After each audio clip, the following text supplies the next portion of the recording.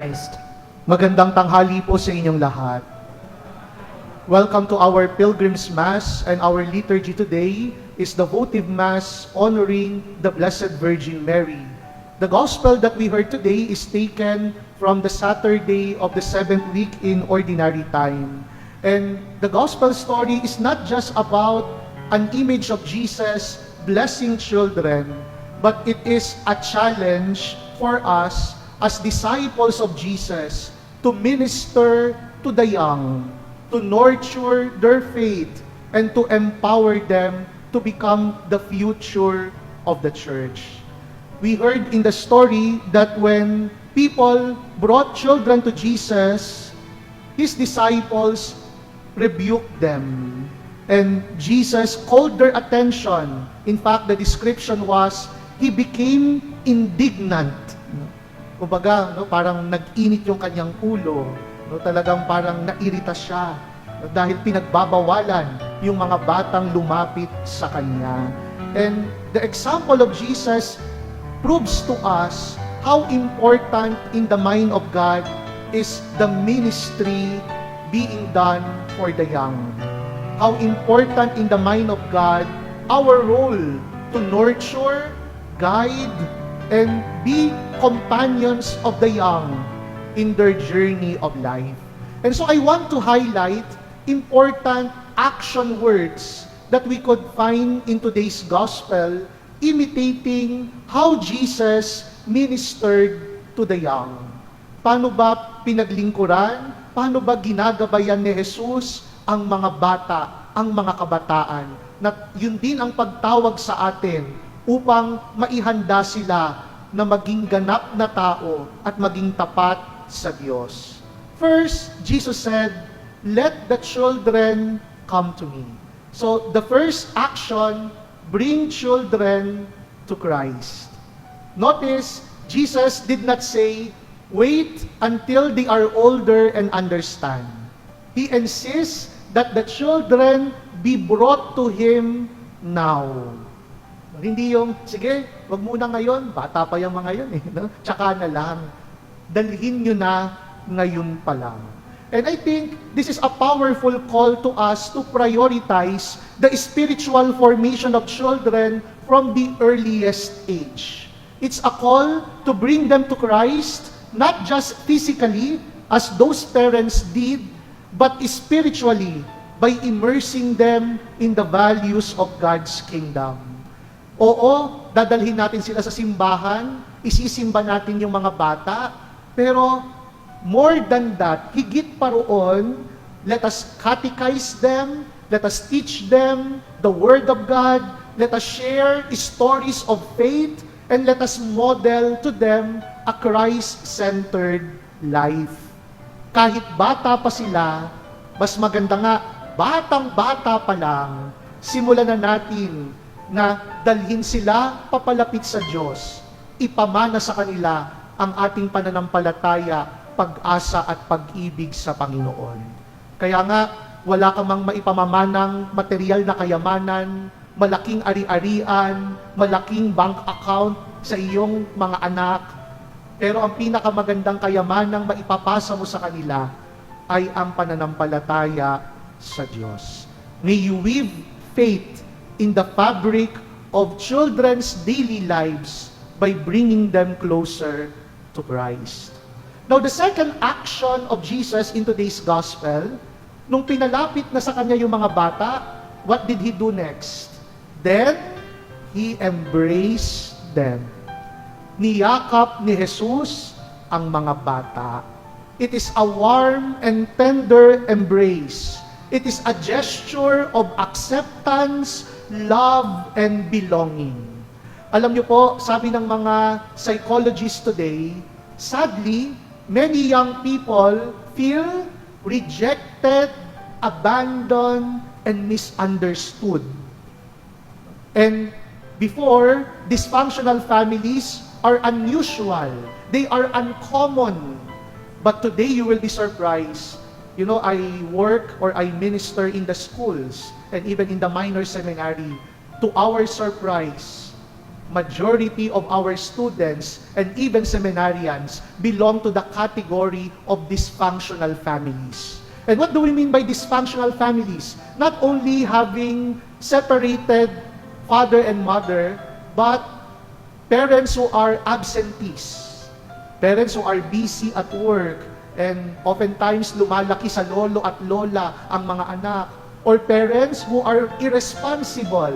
No? Nakalimutan nila, tapos na ang buhay binata at dalaga, pero ganun pa rin sila kumilos sa buhay, napapabayaan ang kanilang mga anak. I hope and pray that like our Lord, no child will feel unwanted. No child will feel unaccepted. No? Alam nyo, yung mga disipulo, they rejected these children. That's why Jesus became indignant to them. Because that could be traumatic. No? Just imagine, no, yung mga manong o manang ng simbahan, no, pinagagalitan yung mga bata sa loob ng simbahan. Tinataboy sila. That will be very traumatic. Instead of being bridges to Christ, we are shooing them away, no, because of our unacceptance, our rejection, and abandonment of them. Take note, children thrive in environments where they feel safe, they feel heard, and they feel valued. Kapag yung mga bata, ramdam nila na ligtas sila, pinakikinggan sila, pinahahalagahan sila, pinagmamalasakitan at minamahal, doon sila sa environment na yon, lalong lumalaki ng maayos at lumalago bilang isang bata. And so, the challenge for us, like our Lord Jesus, let us embrace children, nurturing their emotional, psychological, and spiritual well-being, foster a sense of belonging. Di ba may kultura sa Pilipino, usapang matanda to, bawal ang mga bata. Make them feel that they belong. Remind them that they are also important, that they are worthy of our time and attention. Siguro ganun yung prinsipyo ng mga disipulo no? Kaya pinapaalayas nila yung mga bata Jesus is just wasting His time, no? He had more important things to do. Kaya umalis na kayo. But in the mind of God, children are important. They are valuable. So let us embrace them. Let us love them as Jesus does. Embrace them. Now, the third action that Jesus did in the gospel, yung una, come to me. Then, second, He embraced them. According to the gospel narrative, He placed His hands on them. Ipinatong niya ang kamay niya sa mga bata. You know, this gesture of placing His hands on the children, no, in Jewish tradition, signifies the bestowal of authority. It's the passing on of a blessing. It is a commissioning for the future. No, kaya nga kaming mga pare, para kami maging pare, mayroong laying on of hands. Kasi parang yung transfer of power, bestowal of authority. At yung action ni Jesus na yon is what He wants us to do and to treat the young. We are called to empower them, the next generation, to equip them with the tools they need to live lives of faith and service. Sad to say, sometimes, adult people who are highly insecure are intimidated with the presence of the young. Halimbawa sa isang workplace, no? Merong bata, very innovative, energetic, enthusiastic, creative.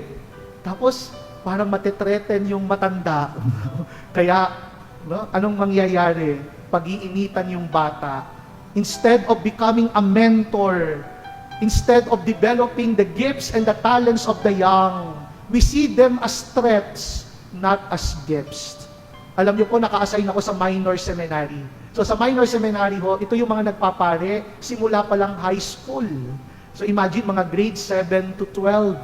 And as a formator, I always tell myself, I have to be kind to them. Lagi po akong mabait sa mga batang ito. Pero merong personal and hidden motive. And let me share it to you. Ano yung personal and hidden motive? Kasi naiisip ko, pagdating ng panahon, na pari na sila, ako matandang pari na. Kung susungitan ko sila ngayon, at sila na yung batang pari at ako'y matanda, baka di nila ako pansinin at hindi nila ako alagaan at pagmalasakitan. And remember, that is what is happening in the families today. Minsan yung mga magulang magtataka, Father, bakit yung mga anak ko, di naman ako inaalagaan, tanda-tanda ko na, pinabayaan ako. Minsan tanungin nyo yung sarili nyo, bakit nga kaya? Baka naman kasi, noong bata ang mga ito, hindi rin nila naramdaman yung tunay at sinserong pagkalinga at pagmamalasakit sa kanila. Kasi kung totoo lang na nagmalasakit ka at minahal ka ng magulang mo, alam ko, kasi yan ang karanasan ko, mamahalin ko rin yung aking mga magulang. Pero kung hindi nga, pwedeng hindi mo rin gawin. Kaya, let us place our hands on them. Let us invest on them, recognizing that one day, they will be the leaders of our families. They will be the leaders of our churches, of our communities. Kaya nga, let us prepare them to take the challenge, to carry the torch of faith, and to entrust to them the legacy that we will leave unto them, knowing that one day, they will replace us. And as I said, one day, they will be the ones to care for us. Katulad ngayon, baliktad na. Dati ako inaalagaan ng nanay ko, ngayon ako na ang nag-aalaga sa kanya. Ganun naman ang buhay. Kaya, bata pa lang, already empower them, equip them, place your hands on them, for they are the future of the church and the society. They will be the carriers of the torch that you will pass on later on.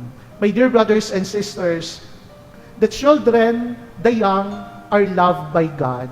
They have an important place in the mind of God, in the kingdom of God, and thus in the church. Kaya nga, let us heed Jesus' call to bring them to Him. Akayin natin ang mga kabataan papalapit sa Diyos. Huwag tayong maging iskandalo sa kanila, maging mabuting halimbawa tayo sa kanila, at ipamana natin ang pananampalataya sa kanila. Second, let us embrace them. Make them feel that they are loved, they are accepted, they are cared for. Sana walang batang feel unwanted, rejected, and abandoned. At panghuli, let us place our hands on them. Let us empower them for a life of faith, so that as they feel valued, cherished, and blessed, they will inherit from us the legacy that we want them to continue. We will hand over to them the mission that Christ has entrusted to us. Jesus said, "Let the children come to me, do not prevent them, for the kingdom of God belongs to such as this." Amen.